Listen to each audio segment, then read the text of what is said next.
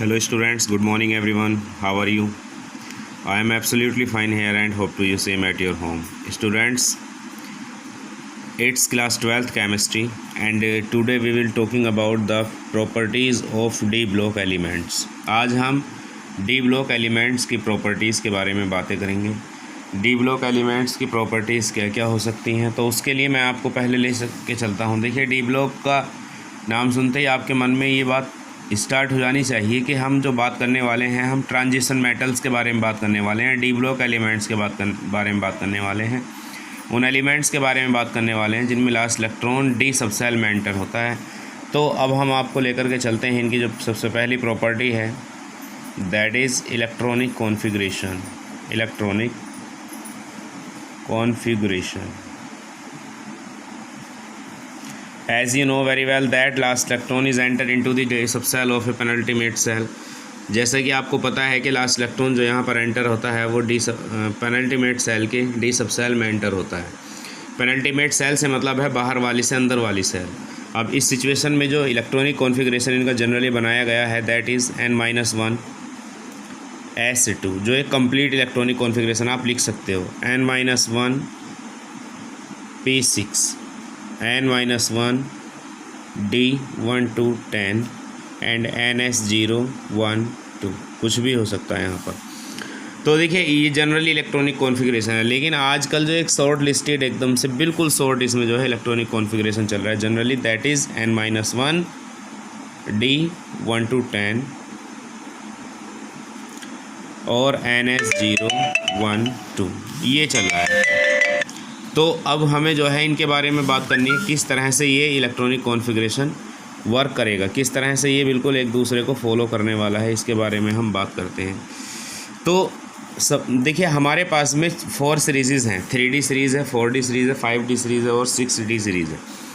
तो हम 3D series के एलिमेंट्स के बारे में ही बात कर लेते हैं. चलिए, 3D सीरीज़ एलिमेंट्स का ही हम जिक्र कर लेते हैं. तो लास्ट इलेक्ट्रॉन यहाँ पर डी सबसेल में एंटर होने वाला है. अगर हम बात करते हैं 3D सीरीज़ की, तो हमारे पास में कौन कौन से एलिमेंट्स हैं. साइंस टीचर वेरी क्रूअल, ध्यान से समझ लेना. साइंस टीचर वेरी क्रूअल, मनफी, कोनी, कूजानी, ये इतने एलिमेंट्स आपके पास में हैं. ये स्कैंडियम है, ये टाइटेनियम है, वैनेडियम है, क्रोमियम है, मैग्नीज़ है, आयरन है, कोबाल्ट है, निकिल है, कॉपर और जिंक है. अब बात आ जाती है इनके इलेक्ट्रॉनिक कॉन्फ़िगरेशन की. तो देखिए, मैं 2 एलिमेंट्स के ऊपर यहाँ पर एक स्टार लगा रहा हूँ. इनकी भी अपनी एक वजह है. स्टार का मतलब है कि ये दोनों ही elements chromium and copper are present in exceptional case. ये दोनों ही एलिमेंट एक्सेप्शनल केसेस में हैं. अब एक्सेप्शनल केसेस में हैं तो इनका इलेक्ट्रॉनिक कॉन्फ़िगरेशन भी अलग टाइप से निकलेगा. अगर आप स्कैंडियम के इलेक्ट्रॉनिक कॉन्फ़िगरेशन की बात करते हैं तो 21 होता है स्कैंडियम का एटॉमिक नंबर, 28,2. ये आपको रूल बताया गया है पहले भी, बस आपको इसी तरह से फॉलो करना है. कहाँ से लेके कहाँ तक, 21 से लेके 30 तक. अगर आप काउंट करें तो 2 और 8 10 और 2 12 होगा. 21 में से जब 12 जाएंगे तो यहाँ पर 9 बचेंगे. ये इनका इलेक्ट्रॉनिक कॉन्फ़िगरेशन है. इसी तरह से अगर आप और आगे जाना चाहते हैं, स्कैंडियम का हो गया. टाइटेनियम का आप अगर देखना चाहते हैं तो उसमें भी 28, 2. तो 2 और 8 10 और 2 12 और यहाँ ये 22 होता है. 22 में से 12 गए तो यहाँ पर 10 बचा. टाइटेनियम का हो गया. वैनेडियम का अगर आप देखेंगे तो 2 8 11 2, ठीक है. और अगर क्रोमियम पर अगर आप जाते हो तो 2 8 और ये 2 ना होकर के 1 हो जाएगा और ये 13 हो जाएगा. 12 ना होकर के 13 हो जाएगा. इसकी वजह मैं आपको स्पष्ट कर देता हूँ. अगर आप इसका इलेक्ट्रॉनिक कॉन्फ़िगरेशन निकालेंगे थर्ड सेल का तो 3s2 3p6 और 3d5. चेक कर लेना, यहाँ मैंने 3d5 छोड़ दिया है और इसका ऑर्बिटल भी मैं बना देता हूँ जिससे कि आपको और ज़्यादा आसानी हो जाए इस चीज़ को समझने में. इलेक्ट्रॉन है यहाँ पर 5, तो 5 इलेक्ट्रॉन आप यहाँ पर दिखा दीजिए. अब हम चलते हैं, क्रोमियम हो गया. क्रोमियम के बाद आपका नेक्स्ट नंबर आता है मैग्नीज़ का. तो मैग्नीज़ का 2 8, 2, तो 2 8 10 और 2 12 और मैग्नीज़ का 25 होता है. 25 में से 12 के बचे यहाँ पर 13. अब यहाँ 26 चलते हैं. 26 होता है आयरन का और उसमें जब आप देखेंगे 2 8, 2, तो 2 8 10 to 12 और 26 में से 12 को यहाँ पर बचे 14. 27 कोबाल्ट का होता है 2 8 15 2. 28 निकिल का होता है, 2 8 16 2, और 29 जो यहाँ पर एटॉमिक नंबर होता है 29 होता है कॉपर का, और वो निकलेगा 28, 2, 1 एक्सेप्शनल केस है। तो जब आप चेक करें 2 8 10 और 1 11, और 29 में से 11 गया तो 18 बचा। तो इसको भी आप सर्किल करके और निकालें 3s2, 3p6 और 3d 10। तो यहाँ d सब सेल में चला गया लास्ट इलेक्ट्रॉन फिर से, और आप इसको फिर से बना लीजिए, ये लीजिए, क्योंकि आपको कम से कम ये तो पता लगना चाहिए कि ये दोनों एलिमेंट एक्सेप्शनल केस क्यों शो करते हैं।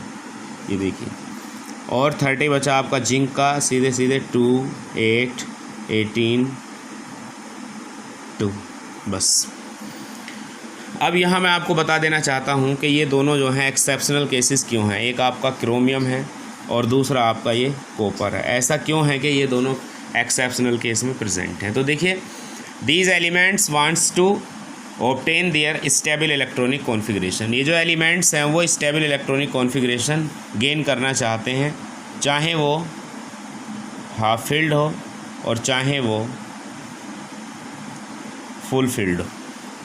ये है, तो आप इसमें देख सकते हैं ये half filled stable electronic configuration, ये full filled stable electronic configuration. अगर यहाँ पर 1 इलेक्ट्रॉन ना दे करके 2 इलेक्ट्रॉन्स दे दिए जाते इस कंडीशन में, तो यहाँ पर 12 ही रहते, और 12 रहते तो ये स्टेबल इलेक्ट्रॉनिक कॉन्फ़िगरेशन भी गेन नहीं कर पाता क्रोमियम। तो क्रोमियम यहाँ पर अपने आप को एक स्टेबल इलेक्ट्रॉनिक कॉन्फ़िगरेशन गेन करने के लिए एक इलेक्ट्रॉन बाहर, ओनली एक इलेक्ट्रॉन जो आपका 4s सब सेल में जाने वाला है उसको अपनी तरफ गेन कर लेता है, और यहाँ half filled stable electronic configuration आ जाता है, यहाँ पर full filled stable electronic configuration आ जाता है।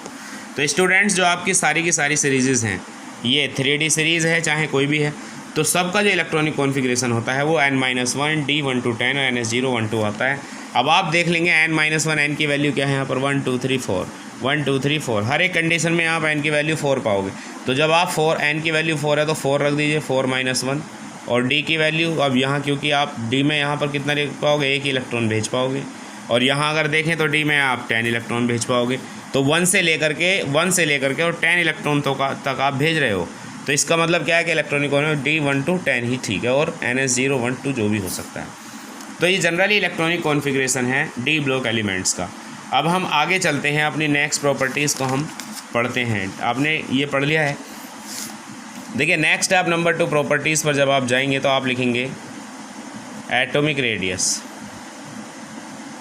तो स्टूडेंट्स, आपको मैं बता देना चाहता हूँ फिर से एक बार, स्कैंडियम है, टाइटेनियम है, वेनेडियम है, क्रोमियम है, मैग्नीज़ है, आयरन है, कोबाल्ट है, निकिल है, कॉपर है और जिंक है।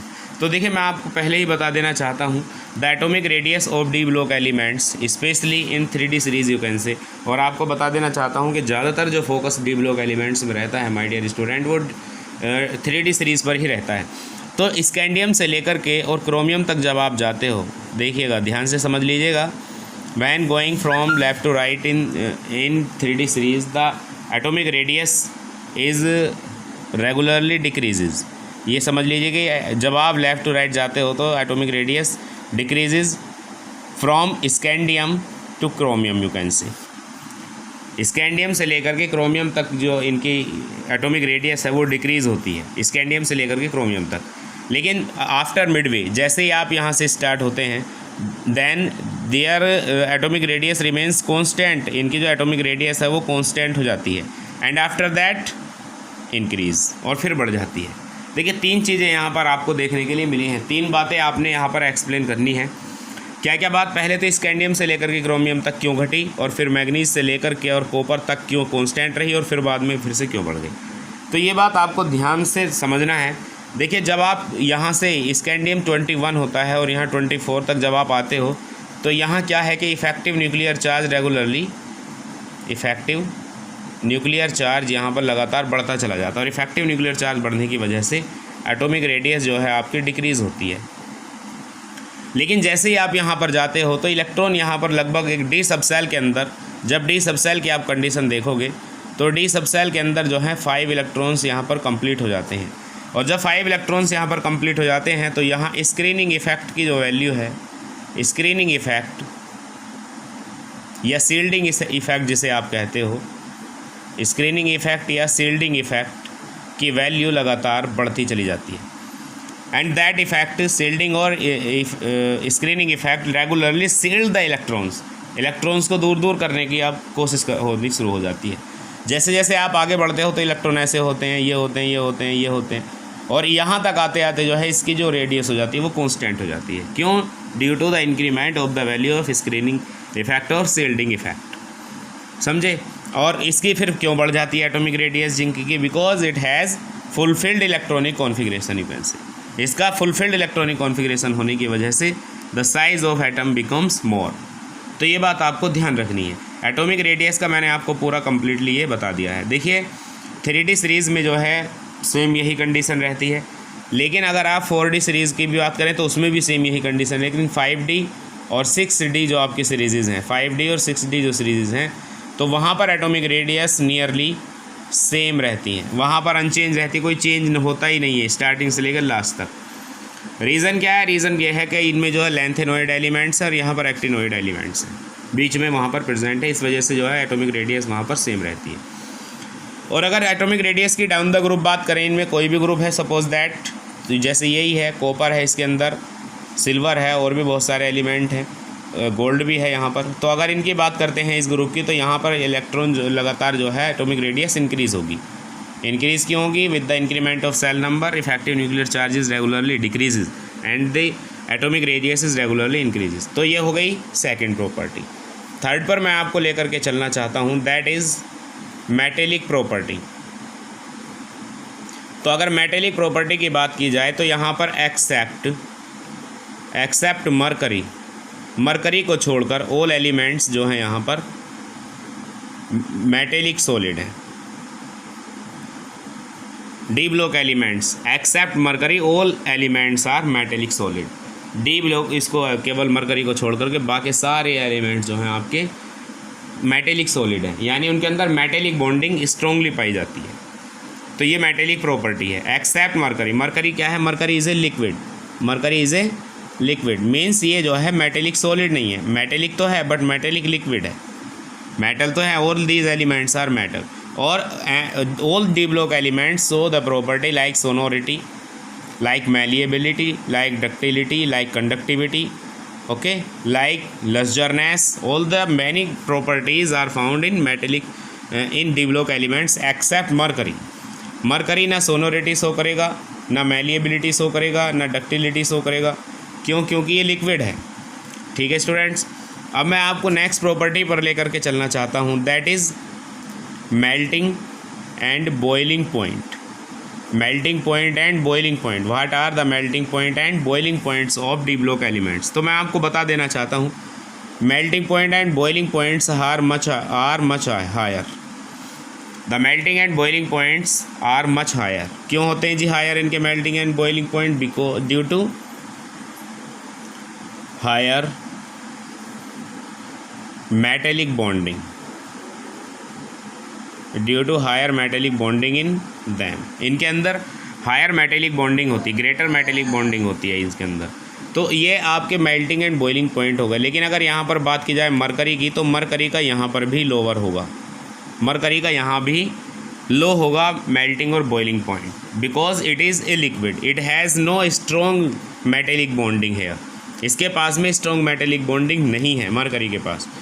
बाकी अदर एलिमेंट्स के पास, सभी के पास में स्ट्रॉन्ग मेटेलिक बॉन्डिंग है। तो स्टूडेंट्स, ये हमारी अभी आज 4 प्रॉपर्टीज़ हुई हैं। चैप्टर अब हमारा जो है एक ऐसे समझ लीजिए रनवे पर आ गया है, ट्रैक पर आ गया, और अब तो आपका ये चैप्टर आगे की तरफ को बढ़ता ही रहेगा। ओके स्टूडेंट्स, कल की वीडियो में मैं आपको और कुछ नई नई चीज़ें लेकर के आऊँगा। Okay students, thank you and have a nice day. Good morning everyone.